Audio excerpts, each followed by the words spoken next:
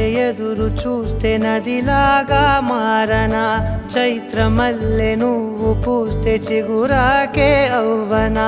నన్నే వరించే యువరాజును అంట నీ